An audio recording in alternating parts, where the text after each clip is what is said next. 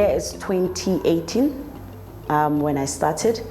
I wrote a book called Being Refined, The Seed of Hope. And many young people in my community read it. And Tubama Fuku Manyala, he's first a young man who read my book and asked me to mentor him.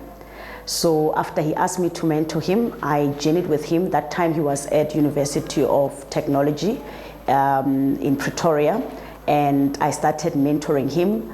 And he mentioned my name to other young people in my community, and that's where the journey began. When it started, actually, there was no name, but because he read the book and that was the journey, that's where the journey started. Then we said we can call this journey Being Refined, the Seed of Hope. So the book was giving hope to young people, because after matric, I became a domestic worker. And after that year, I went to University of Pretoria, then I studied. Then after I got my first degree, I went back home in Hammanskraal.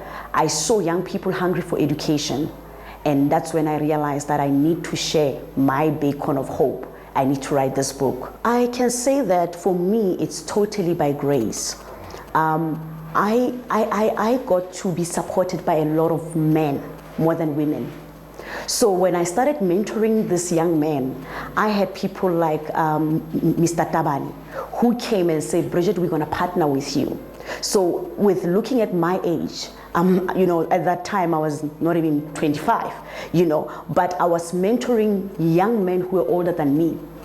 I was having older men who are married coming to support my mandate. So I never had a problem as such, but people saw the impact, because many of these young people I'm talking about, they were doing substances. Many were drinking alcohol, because I'm coming from a township in Hammanskraal, where there are taverns, where young people are consumed there, where young people are coming from broken families. So I don't know how the organization was able to attract other older men who came and support the mandate. The last camp that I hosted 30 boys.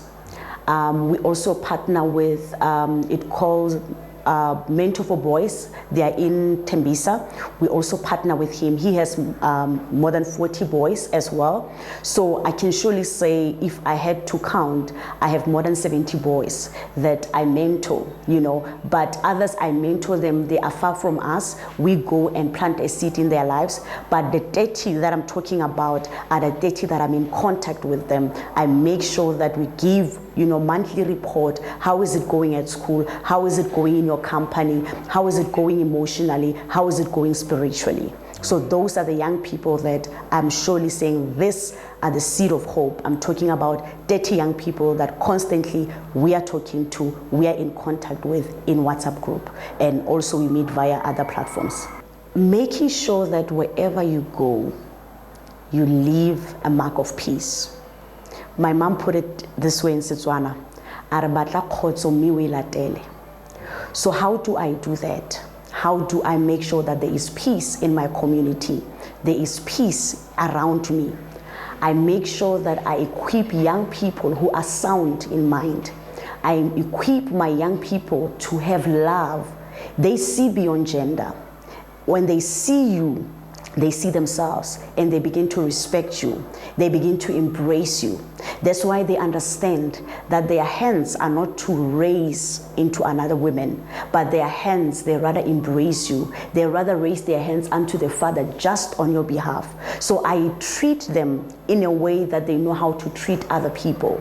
And we make sure that, most of these young people, they don't know how to resolve issues. They bottle up things. But I told them, when you resolve matters, you are not, they're afraid of conflicts. That's why they pile up, then later on they do something they were not expecting to do it. But I've taught them how to confront situations with love and peace.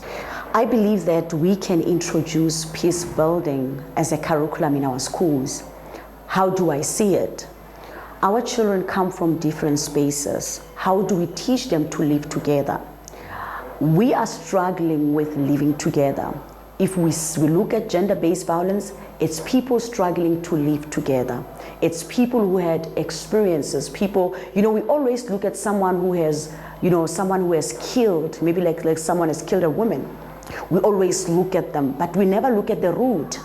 So if we have such a curriculum where children can have a space where they heal, a curriculum where children can have a space to be equipped to be young leaders who will be responsible, young leaders who will be able to live with other people, it is possible for us to have such a curriculum. My name is Bridget Moema. I'm a young woman peace builder. I thrive for peace building in my community.